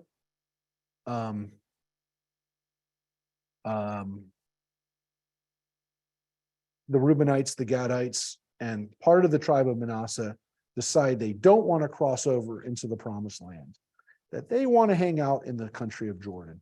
And that's a very important part of what we're going to read over the next week. And again, we might get close. We'll be very close to finishing up, but we're not going to rush it. But Matot and Masseh are not very long portions. As I said, they're oftentimes read as a double portion. So we began Matot with the story of, not with the story, but with, we read Matot beginning with right here with the vows, the promises. That's where Matot begins. And Masseh begins here in chapter 33. And these are the last 6 chapters of the book of Numbers. So we're wrapping it up. We're coming to the end. And then we're very close to beginning there. You can see one of the things we're going to read in the coming days, either next week or the week after, or whatever the next time. We're going to be reading the actual journey. One of the things that Masseh does at the very beginning is it tells us the journey that we took from point A to point B, how we got from Egypt to the promised land. And that is our interesting point by point, as we used to call it, the triptych, the biblical triptych. For anyone who remembers the AAA triptych. So this is the journey. And as we said before, this is where we have a slightly conflicting journey from what we read earlier in about 6 chapters ago, when we read about the journey of the Israelites. So we look forward to seeing everybody next week, next Wednesday. I will tell you that we're working on 2 screenings next week of movies at the Lemleys. I'm going to post them up today. If anyone wants to go to either of these 2 movies, they're both very Jewish movies. Tuesday night is a movie called The Soul Doctor, which is about Shlomo Karlebach and Nina Simone. That's going to be Tuesday night at the Lemley. And then next Thursday night is a movie called The Persian Lessons. Some of you saw the previews for that, maybe. It looks like a very interesting Holocaust set movie. It looks like an amazing story. It's a story of a guy. Well, if you watch the trailer, it kind of shows you. That's Thursday night, is Persian Lessons. A guy, basically a Holocaust inmate, teaches the commandant Persian because the guy wants to open up a restaurant. The Nazi wants to open up a restaurant in Iran after the war, and he wants to learn Farsi. This guy pretends that he knows Farsi and teaches the guy Farsi, but he doesn't know Farsi. So he has to basically, it's a true story. He basically invents a language to teach the guy because he doesn't really know Farsi. So it's called Persian Lessons because he spends the next, I don't know how long it is, spends this time teaching the guy the lessons. And he, like, you can, I saw the preview. He basically says, look, I can make up words, but how am I going to remember the words that I made up? So he basically invents a language so that he can teach it to this guy and save his life, because otherwise he's dead. Is this based on any? It's a true story. It's a true story. Oh, It's 100% a true story. The guy wrote about it and somebody turned it into a movie. So that's Thursday night. I don't know if they're showing it any other nights. So, but Greg Lemley told me that we're going to be able to do those 2 movies. Now, the one thing is that we have our annual general meeting next Thursday night too. So I don't know what time our general meeting will finish at, but I did tell him we will publish it and post it up if we finish in time. So, but it's called Persian Lesson, and it sounds like, if you can't see it here, it sounds like an amazing movie, and I have not seen it. I guess it came out here. Here's the story. You see it? Oh, let me show it. I'll send it up here. A young Jewish man in a concentration camp has his life saved when executioners realize he owns a Persian book brought before a camp officer who wants to learn Farsi. Gillis agrees to teach him despite not knowing a word of the language. So that's it's a German film, and it is, yeah, it's supposedly a based on good it? movie. All right, folks. We will see you. We'll see you soon. Thanks everybody for being here. Have a good evening. Thanks everybody. Thanks, Bye. Rabbi. Bye, bye-bye. Thank you. They're all on. I don't know, they didn't make themselves seen. Oh, We didn't, Any of Mary, how's they were on mute. usually it should have a picture of them. Yeah, We're right Sure. here. they're there. They're there. We've been here all Yeah. night. Hi, Joy. Bye. Hi. She's there. She's there. Don't go by the seat so they can see you. Bye, Mary. They can't hear you though. Here, no, the mic's right here. Oh. Hello, hello, hello. Hey, Hi, Joyce. How are you? It's good to see you. Good to see you. Good We've been listen here all today. night. We didn't see you throughout the thing. You were blank. Oh, So we're seeing you now for the first time. It's good Okay. to see you. okay. Thank you. Good. Love. He's excited. Love you. Love you back. Bye-bye. Bye. They didn't stay. Hi, everybody. It's okay. Liked it. I wouldn't move there, but it's all right.